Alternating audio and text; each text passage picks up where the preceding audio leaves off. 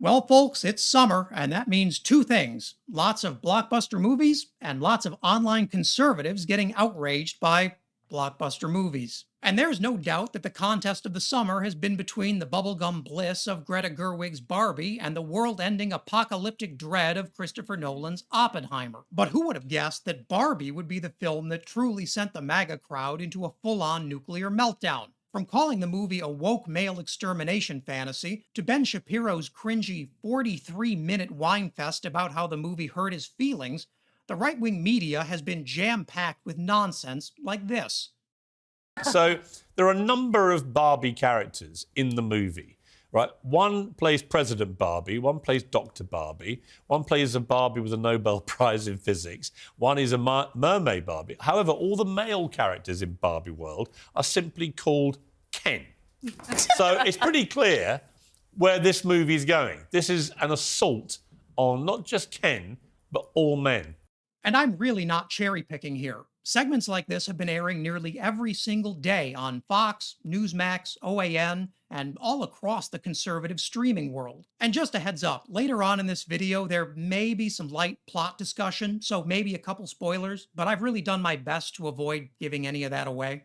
To hear Republicans tell the story, the Barbie movie is nothing less than a plan to make Americans comfortable with emasculating and eventually eliminating men entirely, with AI or something. They're not really clear. Or if you're Ted Cruz, it means Barbie is probably a secret communist tool to soften up Americans for eventual Chinese takeover. I don't know, guys. They're really all over the place with this movie. The country of Vietnam has banned the movie Barbie from their nation because these 9 dashes are replicated. So they can't see Margot Robbie. That is a huge mistake. Does Warner Brothers have to push this propaganda so that they allow the movie to be showcased in China, which is what, like 1.8 billion potential customers? Yeah, look, that's exactly what's going on here. Obviously, the little girls that are going to see Barbie, none of them are going to have any idea what those dashes mean. This is really designed for the eyes of the Chinese censors, and they're trying to kiss up to the Chinese Communist Party. So what does that all mean? Well, it means whatever the GOP needs it to mean in the moment, so that they can better rile up their base and stoke feelings of perpetual victimhood. Barbie may not be real, but according to MAGAland, she's about to castrate America's strategic reserve of tough dudes. Today on The Third Degree, we're looking at how Barbie burrowed so deep into the brains of the internet's macho MAGA men, and what it says about a Republican Party that's more concerned with declaring war on a movie than it is on actually governing. Don't forget to subscribe so you don't miss anything in the future. It really does make a huge difference to the channel. Okay, let's get weird. If you look at US trend maps, you'll find that red states are talking a lot about Barbie. In fact, you could be forgiven for thinking this looks a lot like the 2020 electoral map, because it does. Barbie is now the most politicized blockbuster of the year, with Republicans doing all they can to drive a cultural backlash against the film and its dirty liberal message about, not being a dick to people. But before we get into specifics, it's important to understand a little bit about MAGA phraseology first. You've probably heard the by now painfully tired phrase, "get woke, go broke." It's a phrase used by people who don't have an actual argument, but want to look down their nose at brands or the media or really anything perceived as undermining conservative norms. The phrase is meant as a warning and a threat to companies that embrace things like Pride Month or racial equity in their marketing, or in the case of Bud Light, sponsoring literally a single 45-second piece of content from trans influencer Dylan Mulvaney. And the go broke part refers to the popular conservative superstition that most Americans hate any kind of cultural or social inclusion, and any companies marketing that inclusion will inevitably lose money. There's just one problem. Reality doesn't line up with all that far-right fear-mongering. In fact, quite a few of those companies are doing better than ever. With Barbie now on track for at least a $300 million opening, audiences around the country seem a lot less worried about wokeness than old Benny Shapiro. Well, folks, I just got back from the theaters seeing Barbie and Oppenheimer. I'm about to review both of them. I'm going to tell you which one of these is the best blockbuster of 2023 and which one is maybe the worst. I bet he loved our movie, right, Ken? And by the way, this intro clip, I am deeply concerned about the way Benny Boy's gripping that nuke. That's how you end up with an accidental detonation. Now, once upon a time, it was Republicans who used to accuse Democrats of being intellectual eggheads who overthought everything. But it takes Shapiro less than 5 minutes to overanalyze Barbie as a Marxist, feminist piece of propaganda meant to devalue men. Take a look. Barbie is supposed to be the independent woman who liberates all womanhood, but she fails. And she fails for two reasons. One, she's actually a tool of the patriarchal capitalist system. And two, the real world has rejected the message of Barbie, which is that women should run everything. Okay, so this is all not implicit. This is explicitly said. At the beginning, the monologue, you have Helen Mirren saying, because Barbie can be anything, women can be anything. At least that's what the Barbies think. See, in the real world, women can't be anything. And that's one of the messages of the film. In the real world, men run pretty much everything, which is weird. Who greenlit this piece of shit? I get the argument Shapiro wants to make. It's just juvenile, simplistic, and incorrect. You see, Shapiro's big beef with Barbie is that it prods its audience to think about the difference between the empty encouragement that women can be anything and the lived reality that often denies that promise to women every day. And we know that's true. Women make less than men for the same work. They're underrepresented in STEM jobs where male workers often embrace an open hostility to the idea that women can hack it as programmers or scientists. But don't tell Ben that, because Barbie was directed by a woman. And by the elementary school standards of Republican logic, that single example means that not only are all female directors doing fine, but all women must be doing fine too. Right? I mean, Greta Gerwig is a lady. She's making a good living off of this. Margot Robbie is playing the lead. In fact, the entire cast, aside from basically Ryan Gosling, is women. So it seems like women are doing okay. But again, put aside the meta logic of it. By that same tortured standard, racism doesn't exist because Barack Obama won the presidency twice, and immigrants don't need help because, hey, some of them turn into successful business people. These are both actual arguments Republicans have said. I'm not exaggerating. Now, I hope you can already see why that's stupid. And this is the guy the right claims is one of their biggest intellectuals. It's also kind of funny that Shapiro's griping about how many actors in Barbie are women, unless Ben is suddenly supporting gender-blind movie casting. But sometimes the right's performative outrage leads them to some pretty interesting conclusions. But Ben wasn't done. I mean, there's 43 minutes of this stuff, and guys, I tried, but eventually my nose started bleeding after particularly weird bits of commentary like this. And yet the entire premise of the movie is that what actually happened in the feminist movement is that women seized the power away from the men. I'm sorry to break it to you, ladies. It ain't true. It ain't true. This notion that women vote as a block is not true. Married women vote very much like their husbands, actually. Single women vote more like a block now than they did before. But it turns out that people are individuals, and some women vote one way and some men vote another way. And this. Hey, ladies, come here. Have a seat. Mr. Ben's going to tell you something you don't know. America isn't controlled by women. Are you surprised? Because Ben treats that like the biggest reveal of the year. And wait, even before finishing his thought, Shapiro undermines it. First, he says women don't vote as blocks and they're actually individuals, before pointing out that, in fact, single women do increasingly vote as a block. But that doesn't fit Shapiro's narrative, so you're never going to hear about it again. The idea of a movie showcasing any female authority over men is regarded as both morally wrong and socially dangerous. Ben Shapiro actually goes even further than that, arguing that the basis of female political equality isn't even real, because they needed men to grant them voting rights. They literally say this: get the Barbies away from their Kens. How are they going to achieve this? Well, they're going to make the men complacent and then take their power. This is how women have achieved power. Now, let me just digress briefly here in how women actually achieved power in Western civilization. The answer is that they lobbied men and men gave it to them. That is the actual answer as to how women achieved power in Western civilization. The amendment to the Constitution that allowed women to vote was passed solely by men because women couldn't vote. It turns out there are a lot of good-hearted men out there who like women.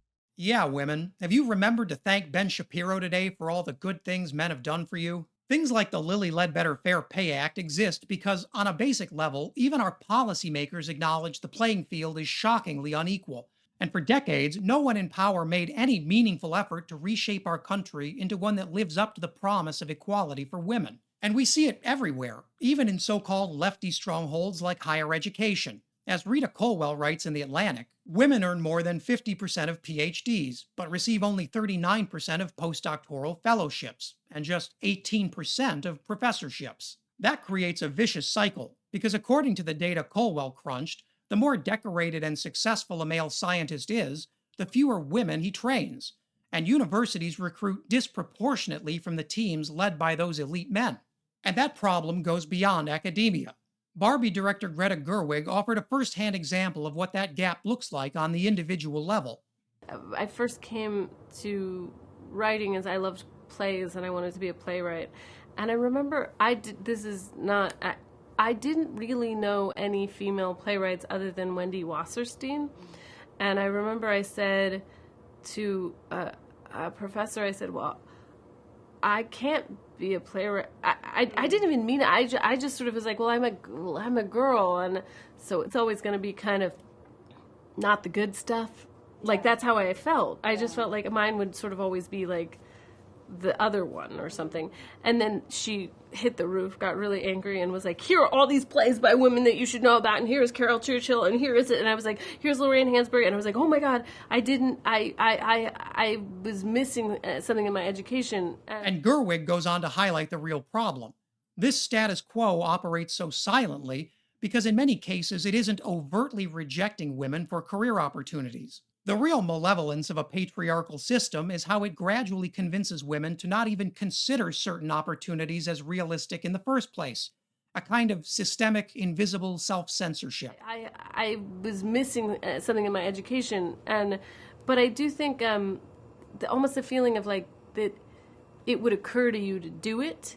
That's the part that I think now, because I live in New York City and I live by both NYU and New School, and I see all these girls who are like ready to go, fired up, they're studying directing, and I'm like, oh, it occurred to them to do it. Yeah. And even in my generation, it didn't really occur to me to do it or that I could.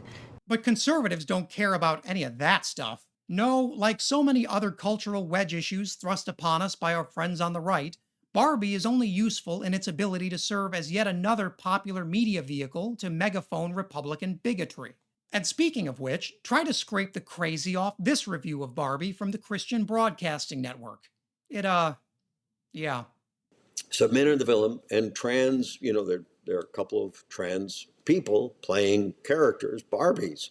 So, men play better Barbies than women play Barbies, by the way. So you should tell your little girls that if you want to be Barbie, you want to be a swimmer, you want to be anything else in society, men can be women better. That's what the movie's saying.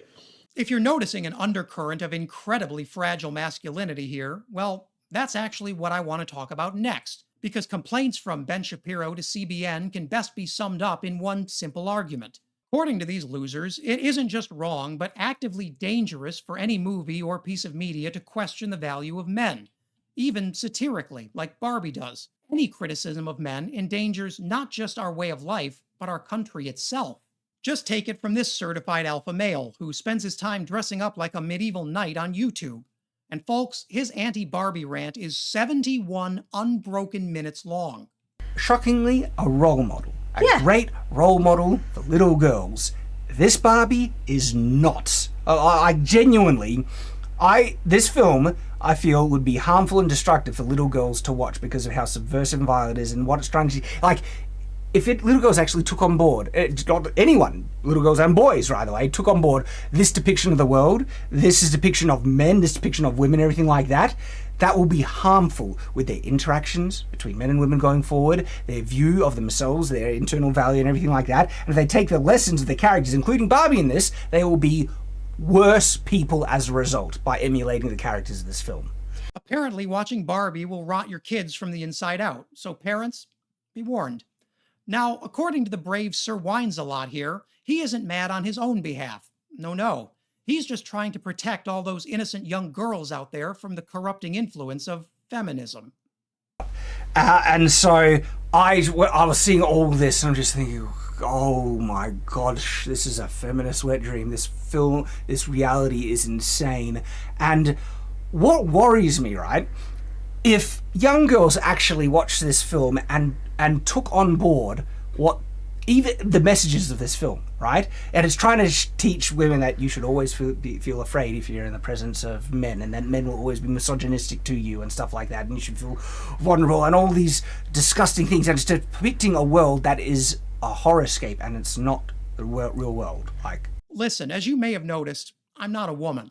But if a weirdo wearing a fake knight outfit comes up and screams at me about how Barbie's a plot to brainwash women, I'd for sure be afraid. What keeps coming up here is the conservative idea that the Barbie movie is going to pump a bunch of ideas into young girls' heads that they don't already know, as if they haven't lived in this country and experienced those indignities with depressing regularity. The simple truth is, men and women do inhabit very different Americas. 1 in 4 women has been the victim of a sexual assault, compared to just 1 in 26 men. And that's just those who chose to report. The actual number is almost certainly far worse. And a full third of women have experienced sexual harassment in a public place, the same kind of catcalling experienced by Barbie in the movie. I mean, really think about that for a second. This guy's screaming about wanting to protect women, but 1 in 3 women are sexually harassed just going outside or trying to do their job, a job they're probably being paid less than their male counterparts for in the first place. Wingnuts like Ben Shapiro think of the Barbie movie as an attempt to create a conversation about feminism by inventing a problem and amplifying it to 11, because that's exactly how conservative indoctrination works.